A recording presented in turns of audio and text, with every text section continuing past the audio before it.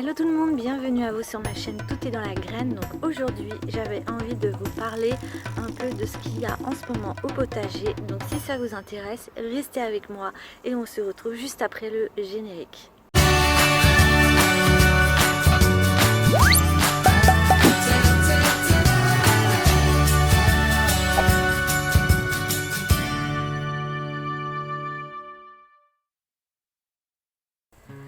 Alors pour information, je cultive sur 33 mètres carrés, donc il y a tous les carrés potagers que vous voyez ici.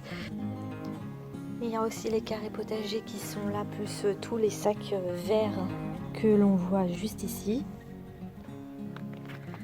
Toute cette partie-là qui est là, ainsi que tout le paramètre de la serre. Donc on commence tout de suite avec le jardin tour.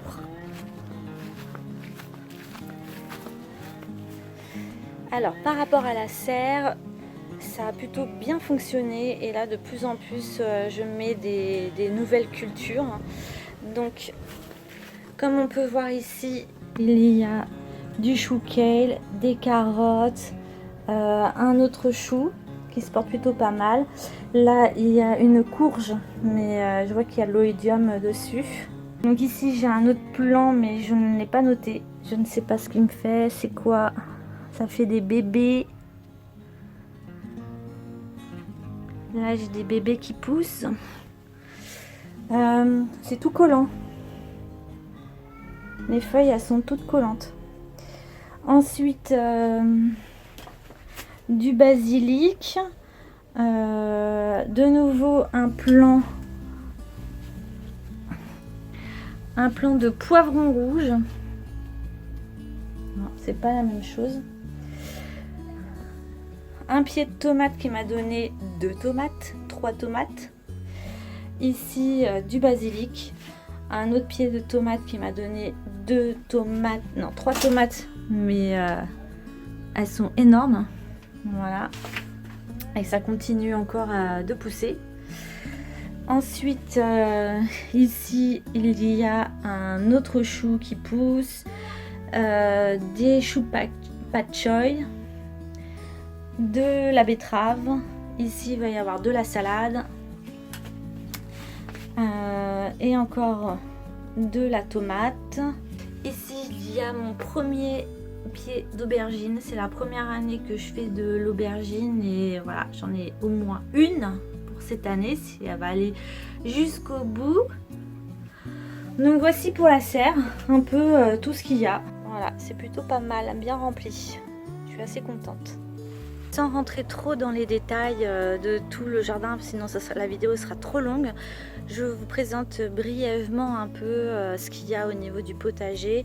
Et je vous avais parlé il y a quelques vidéos en arrière pourquoi je cultivais dans des cagettes. C'est tout simplement, j'avais mis du terreau par dessus et parce que ma terre elle est trop argileuse et du coup ça marche plutôt pas mal je trouve, puisque cette année j'ai vraiment du résultat. C'est peut-être pas le meilleur résultat que je puisse avoir, mais avec tout ce que j'ai mis en place déjà par rapport à l'année dernière, j'ai beaucoup plus de résultats. Donc là je vous montre aussi au niveau des arches comment ça se passe. Donc comme je vous avais dit, je voulais suspendre plein de choses, que ce soit du concombre, des haricots, et en plus ça aide au tournesol à ce qu'il ne tombe pas, parce que là on se rend peut-être pas compte à la caméra, mais ils font l'équivalent de au moins 3,10 m.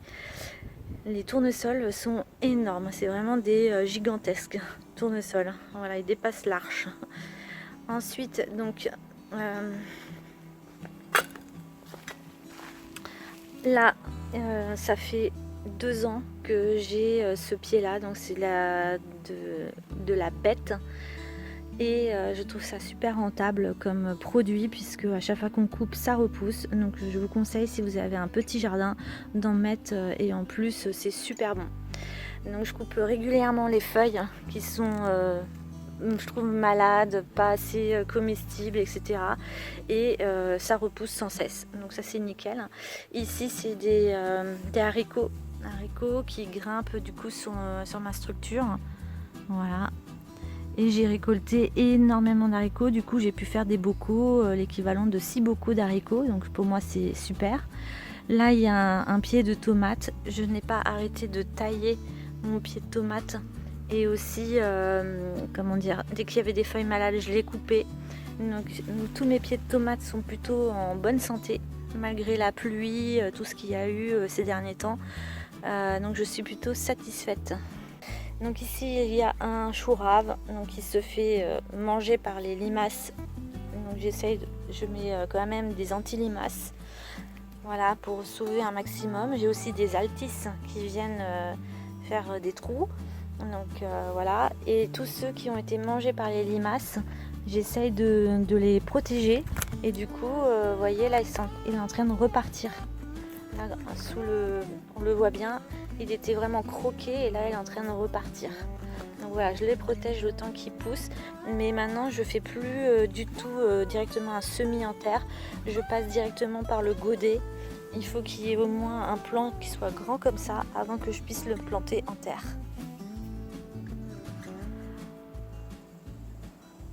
J'ai beaucoup aimé ce côté des haricots comme ça qui poussent au-dessus de l'arche. C'était tellement facile à tout récolter.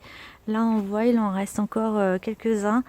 Ça va être pour la consommation de maintenant. Super tournesol qui va donner des graines et qui l'année prochaine, toutes les graines elles tombent ici et l'année prochaine il y a des plants spontanés qui poussent. Ça c'est cool. Alors ça c'est un pied de tomate cerise qu'un voisin m'a donné et j'avoue il est formidable, il est vraiment super, il a grave donné, les tomates elles sont super bonnes, donc je suis super contente et là elle est vraiment en parfaite santé, donc je suis super contente pour ça. Là j'ai un pied de menthe qui est en train de monter en fleurs, mais les abeilles adorent butiner dessus. Ici j'ai fait un semis de tomates toutes petites, ça va être des tomates un peu apéro, donc c'est pour ça c'est bien aligné. Et pareil je suis partie du semis en petits en plaques alvéolées, et ensuite tout simplement je les ai, une fois qu'ils ont bien poussé, je les ai repiqués là, et bah écoutez c'est bien, ça évite de clairsemer par la suite. Dans mon idée aussi c'était de faire grimper la capucine, voilà. Maintenant c'est vrai que ça attire beaucoup les pucerons, comme on peut voir ici, qui sont où les fourmis les nourrissent, viennent prendre soin, n'est-ce pas? Et mais du coup je trouve que c'est un peu trop proche des cultures, donc je sais pas si je vais garder l'idée pour l'année prochaine, mais sinon ça a marché par rapport à ce que j'avais pensé. Ici de nouveau il y a des carottes, voilà, qui sont un peu plus vieilles. Je les ai semées, je sais plus, avant l'été, vers juin, voire même avant juin. Ici c'est un pied de courgette où j'ai déjà ramassé la courgette. Et il y en a une qui se porte plutôt pas bien là. Qui est celle-ci, elle est complètement pourrie. Mais bon, j'en ai déjà mangé et à la maison c'est vrai qu'il n'y a que moi qui en mange, donc c'est pas très grave si j'en ai pas beaucoup. Encore un autre chou, un autre ici.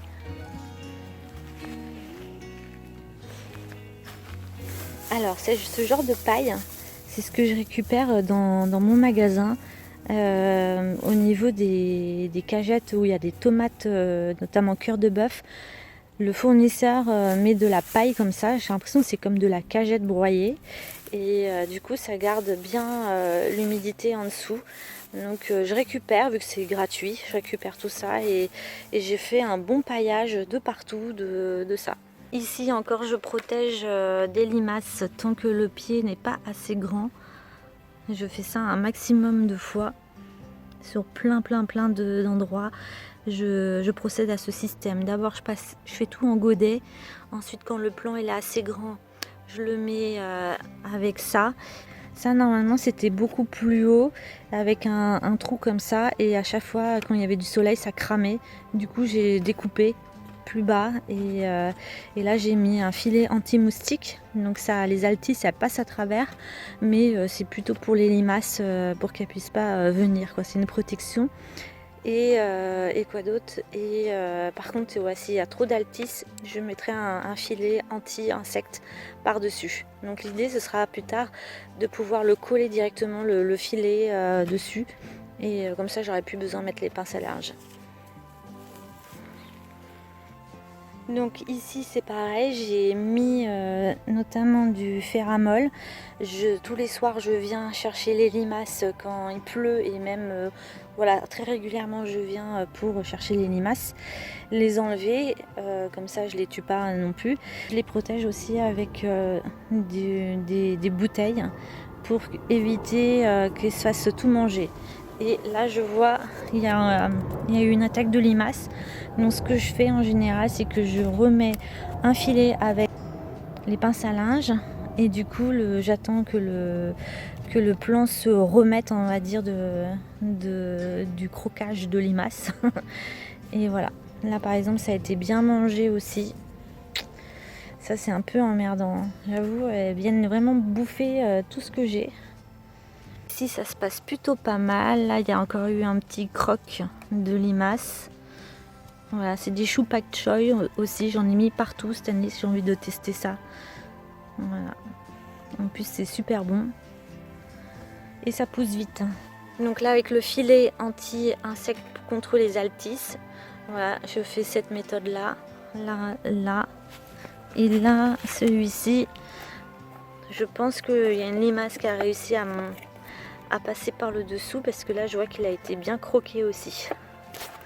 Ah ouais, là il y a carrément de l'air. Ici il y a trop d'air. Donc il faut que je revoie un peu. Ouais, là si, ouais, il y a de quoi passer largement. Donc ici il faut que je retravaille celui-ci. Encore des tomates. Là. Il y en a une qui n'arrive pas à sortir. Allez, tu peux sauter. Vas-y, saute. Allez. Ouh. Ben voilà. J'espère que c'est pas toi qui me mange tout là. Voilà, pareil, des attaques. Partout des attaques de limaces. C'est super dur. Faut vraiment se battre contre elles en permanence. Sinon, on a zéro récolte. Et l'année dernière, j'étais trop frustrée. Je n'arrivais à rien à récolter. Et du coup, il fallait que je trouve tout le temps des idées. Donc là, j'ai testé aussi une barrière anti-limaces avec le filet en cuivre. Voilà, et je vois que ça n'a pas trop marché puisque elles sont quand même venues. C'était un test.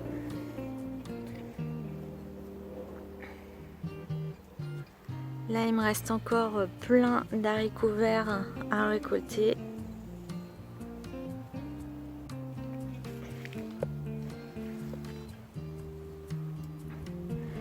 De nouveau, j'ai encore des courges. J'ai refait des courges. Je sais que je me suis prise un peu tard, mais bon, je me dis, ce sera peut-être en décalage. De toute façon, voilà, faut tester, hein, vu qu'on n'a plus vraiment de saison. Du coup, même si c'est un petit peu tard, je crois que je suis en retard de peut-être un mois, moi j'ai quand même retenté. Voilà. Et là, j'ai un beau chou qui va arriver. Donc ça c'est cool parce que j'en ai encore jamais mangé des choux.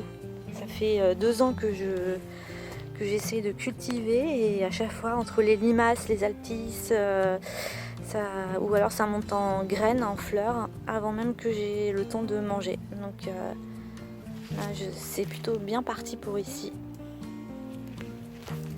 Nous sommes de ce côté-là de la parcelle.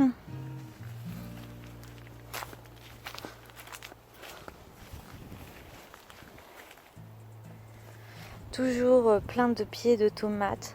Voilà, tac. Quand je suis revenue de vacances, j'ai beaucoup taillé tout ce qui était les maladies, tout ça. J'ai vraiment, tout ce qui était jaune, j'ai tout enlevé. Ça m'a pris une journée de faire ça.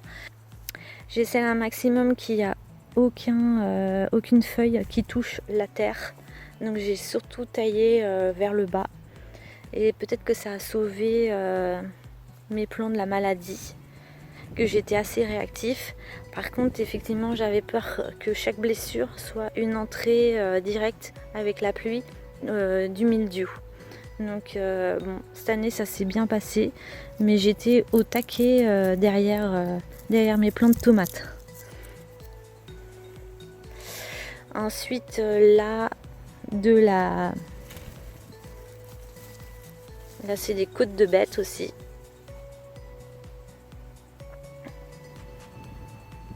Alors je suis contente cette année parce que mon idée c'était vraiment que le concombre il monte en haut de l'arche. Voilà, il continue à faire des fleurs et aujourd'hui j'ai vraiment, là il est prêt à être cueilli. Voilà, donc là je suis super contente, il y en a un deuxième qui arrive. Donc au début il est comme ça, il était comme celui-là et après petit à petit il devient vraiment gros, il s'élargit et du coup je suis super contente de pouvoir manger des concombres. En ce qui concerne cet endroit, donc c'était ma fraiserie, le côté fruits rouges, donc il y a cassis, groseille et framboise. Et du coup il y a aussi plein de fraises. Et là j'ai mis hier des cagettes, je continue mon idée de cagettes. Par-dessus je vais mettre du terreau et je continue un peu mes cultures comme ça. Et au moins je structure bien dans chaque zone ce que je vais planter. Alors là j'ai déplacé des fraises, du coup je les ai mis ici et j'espère avoir vraiment plein de fraises dans toute cette partie là pour pouvoir mieux les contrôler et que les limaces ne me les bouffent pas. De l'autre côté je ne voyais plus rien parce qu'il y avait tellement de persil qui avait poussé que je ne voyais plus du tout où étaient mes fraises. Voilà, et toujours des côtes de bête qui étaient malades et là c'est plutôt bien reparti. J'ai coupé tout ce qui était malade, il y avait beaucoup d'odium et là c'est plutôt pas mal, elles sont bien jolies. Et ici j'ai refait des cultures de pommes de terre parce qu'ils avaient chopé aussi pareil mildiou, donc je les ai plantées en juillet et là il y a à peu près 20 sacs. Tous les sacs verts c'est des sacs de patates. Donc l'idée c'est que quand elles seront prêtes, ici vous arrachez, vous enlevez ici et vous mettez la main directement dans la terre et vous fouillez pour trouver les pommes de terre. Et au fur et à mesure que ça pousse, vous rajoutez de la terre jusqu'en haut. Voilà, comme ceci. Alors ici c'était un pied de tomate et aussi des haricots. Donc je pense qu'il y a trop de vent, je sais pas. Souvent cette allée, il y a beaucoup de maladies, beaucoup de choses qui poussent moyen. Donc c'est vraiment des tests. Et puis si jamais cette zone qui est comme un couloir de vent ramène trop de maladies ou ça pousse pas, je vais tout déplacer de là et je vais tout enlever. Alors dernière zone, c'est ici. Donc là il y a toujours des tomates, un beau tournesol,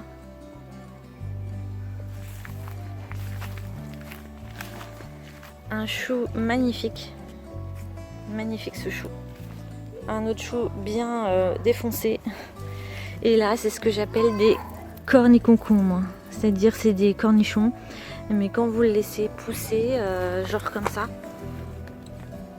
là c'est prêt à être récolté et du coup vous pouvez le manger comme un concombre et c'est super bon. Alors à la base c'est des cornichons. Voilà, je l'ai bien taillé parce qu'il était bien malade, donc là c'est un peu tout ce qui reste. Et pour finir, c'est un peu tous les semis que j'ai mis en place cette semaine.